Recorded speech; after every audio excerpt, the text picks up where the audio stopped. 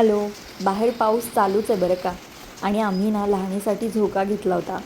तो झोका ना आजकाल बांधायला जागा नसते ना घरामध्ये, म्हणून त्यासाठी हा पुलअप बार जो जिम बार असतो ना तो घेतला होता आणि त्याला लावून घेतलं होतं. तर ते छान आहे, मुलं एन्जॉय करतात. त्यानंतर आज आमच्याकडे होता खास बेत म्हणजे पाटवडी रस्सा. मी ही रेसिपी ना फार कमी करते कारण ती माझ्या सासूबाईंना म्हणजे आईंना फार छान जमते. पण आज आई म्हणे तू बनव, मी तुला सांगते मार्गदर्शन. मग मी त्यांच्या मार्गदर्शनाखाली आज ही पाटवडा रस्सा बनवला होता बरं का. मग हा जो मसाला आहे ना तो आधी आईनी परतून घेतला होता ऑलरेडी शूटिंगच्या आधीच. म्हणजे कांदा, खोबरं, खसखस, तीळ ते सगळं तेलात छान परतून मिक्सरमधून बारीक करून ठेवलं होतं. आता मी त्याला फक्त फोडणी देत होते. तेल टाकून त्यात जिरे, मोहरी, हिंग आणि हा मसाला. मग आपला घरातला गरम मसाला, लाल तिखट, हळद टाकून ते छान परतून दिलं.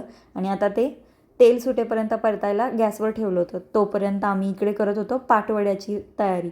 त्यासाठी मी तिथं ताटाला तेल लावून घेतलं. आणि आता हे होतं बेसन पीठ.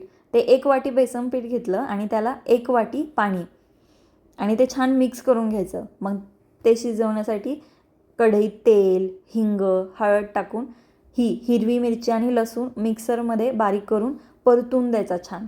आणि मी मगाशी आपण जे 1 वाटी बेसन घेतलं होतं त्याच वाटीने अर्धा वाटी पाणी शिजवायला टाकायचं म्हणजे उकळायला.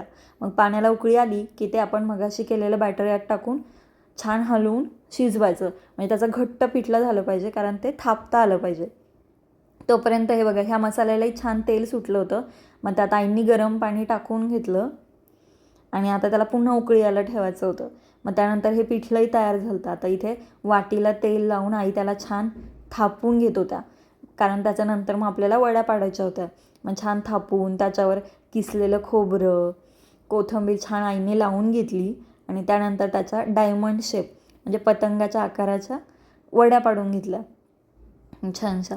मग त्यातल्या काही वड्या त्यांनी त्या रसामध्ये टाकल्या होत्या कारण त्याचा आर्क छान, त्याची चव, त्या बेसनाची सुद्धा चव त्या रस्सामध्ये आमटीमध्ये यावी म्हणून.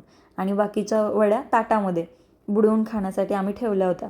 तर बघा ह्या शिजवायला ह्या रस्स्याला उकळी आल्यानंतर त्यात काही वड्या सोडल्या होत्या आणि बाकीच्या वड्या आम्ही अशाच आता ताटात वाढणार होतो.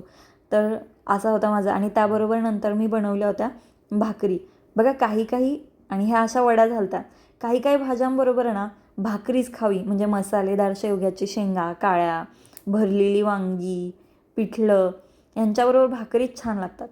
मुळतः काळ्या रसाच्या भाजीबरोबर तर भाकरीच जास्ती छान वाटतात. आणि हे बघा हे आमचं झालं होतं जेवण रेडी. तुम्हाला व्हिडिओ आवडला असेल तर do like and share and subscribe my channel. Thank you.